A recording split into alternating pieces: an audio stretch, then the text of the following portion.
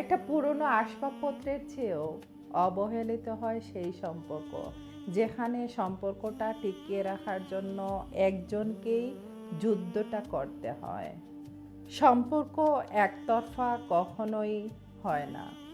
হাততালিটা দিতে যেমন দুই হাতের প্রয়োজন হয়, ঠিক তেমনি সংসারটা সুখী রাখতে হলে দুজনেরই কিন্তু গুরুত্বটাই প্রয়োজন। আপনার সঙ্গীকে দামি উপহার দেওয়ার চেয়ে তাকে 2টা মিনিট সময় দেন, দেখেন তার কাছ থেকে কি পান। আপনার সংসারটা কি সুন্দর ঝলঝলে হয়ে যায়। সঙ্গী সুন্দর উপহার চায় না সব সময়, সব সঙ্গী মাত্র 2টা মিনিট সময় দিলেই অনেক সঙ্গী খুশি হয়ে যায়। তার কাছে আর দামি উপহারের প্রয়োজন নেই। আচ্ছা, আপনার কাছে কি মনে হয়, সম্পর্ক টিকিয়ে রাখতে দুজন মানুষেরই কি গুরুত্ব বেশি, নাকি একজনকেই গুরুত্ব দিলে সংসারটা টিকে যায়?